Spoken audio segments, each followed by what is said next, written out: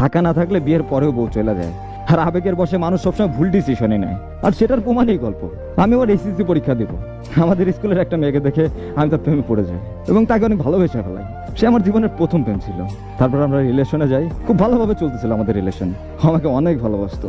পরে আস্তে আস্তে পুরো স্কুলে জানাজানি হয়ে যায় আমাদের রিলেশনের কথা। তারপর একদিন আমাদের স্কুলের স্যার ওর বাবা আমাকে জানায়। ওর পরিবার ছিল খুবই অহংকারী। তারপর ওনারা ওরা মাদ্রাসায় ভর্তি করে। আমাদের প্রায় অনেকদিন দেখা হয় না, কথাও হয় না, কারণ ওর কাছে কোনো ফোন ছিল না।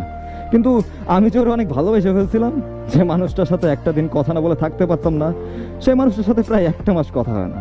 হঠাৎ একদিন অনেক সকালেও আমাকে ফোন দেয় আর বলে কেমন আছে। তার কণ্ঠ শোনার সাথে সাথে আমার কান্না চলে আসে যে এতদিন পর তার সাথে আমার কথা হচ্ছে। পরে সে আমাকে বলে সে একবারে বাসা থেকে চলে আসছে। ও বললো যে আমি এইখানে আসি, তুমি আসতে চাইলে আসো। পরে আমি তাড়াতাড়ি ওখানে চলে গেলাম। তখন আমার কাছে জাস্ট 300 টাকা ছিল। পরে আমি গেলাম আর যাই ওরে জড়ায় ধরলাম এবং ও আমাকে জড়ায় ধরে কান্না করে দিল। পরে সে বললো সে আর বাসায় যাবে না, সে আমার সাথে থাকতে চায়। আমি বললাম আমি তো এখনো স্টুডেন্ট, এই সময় আমি যদি তোমাকে বিয়ে করি খাওয়াবো কি? সে বলে দরকার হলে আমরা রাস্তায় থাকবো, তবু আমি তোমাকে ছাড়া থাকতে পারবো না। আমাদের রিলেশনটা 2 মাসের হলেও আমাদের সম্পর্কটা ছিল গভীর। পরে আমি ভাবতেছিলাম এখন আমি কি করব। আমার মাথায় কিছুই কাজ করতেছিল না। আমি সিদ্ধান্ত নিয়ে তাকে বিয়ে করব, কারণ মেয়েটাকে আমি অনেক ভালোবাসতাম।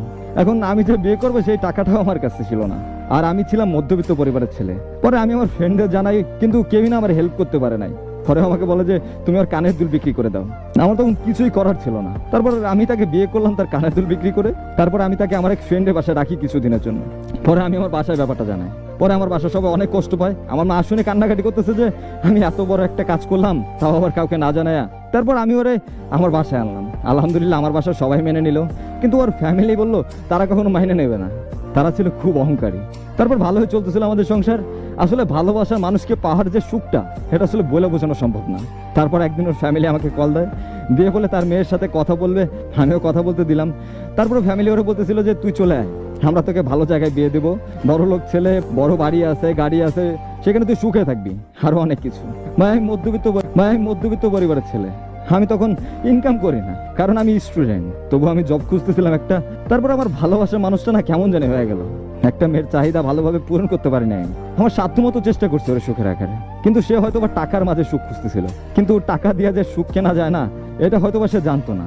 তারপর একদিন হঠাৎ বলেই যায় সে আমার সাথে থাকবে না, সে ডিভোর্স চায়। তার কথা শুনে চোখ দিয়ে পানি পড়তেছিল আমার। খাবা খাবা গলায় আমি তার বললাম তুমি কেন যাবো? সে বলে তোমার সাথে থাকতে আমার ভালো লাগতেছে না। আমার আর তখন কিছুই বলার ছিল না।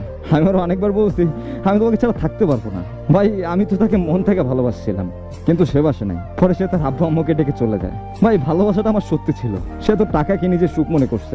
টাকার কাছে ভালোবাসা মূল্যহীন, টাকা দিয়ে সুখ কেনা যায়। ভাই এখন বুঝলাম যে আগে প্রতিষ্ঠিত হতে হবে, তারপরে বিয়ে। কিছু কথা শুনতে খারাপ লাগলেও সেটা আসলে বলা দরকার, কারণ এইসব কথা না বললে আর এইসব গল্প আপনাদের সামনে না আনলে হয়তো রোজ এই ভুলগুলো আরো অনেকেই করবে। মুরব্বীরা একটা কথা বলে, সেটা কি জানেন?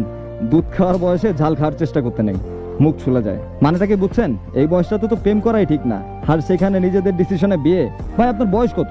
এসএসসি পরীক্ষাটাও দিতে পারেন নাই, আর এই বয়সে এমন সিদ্ধান্ত কিভাবে ভাবলেন যে মেয়েটা আপনাকে ভালোবাসে?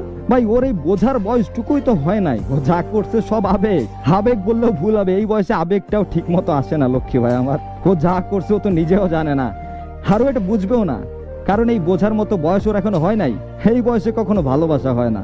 এই কথাটা এখন বিশ্বাস না করলেও আমাদের মতো বয়স যখন হবে, বিশ্বাস করো ভাই, তুমি হাসবা যে এই সময়গুলোতে তুমি কি কি করছো। নিজেকে দেখবা আর হাসবা, কতই না বলদ ছিলা। কোনো মেয়ের যদি ভালো মন্দ বিচার করার বুদ্ধি থাকতো এই বয়সে, সে আপনাকে ছেড়ে যাইতো না। ওকে ওর বাবা মা যা বুঝাইছে তাই বুঝছে, কারণ সঠিক আর ভুল বোঝার বয়স ওর হয় নাই। ওই ডিসিশনটা বুঝবে যখন ওর বয়স 18-19 হবে, তখন বুঝবে কোনটা ভুল কোনটা সঠিক, তখন হয়তো আফসোস করবে। আর আমার লক্ষ্মী ভাই বোনেরা, এই স্কুল জীবনে প্রেম টেম করার দরকার নাই।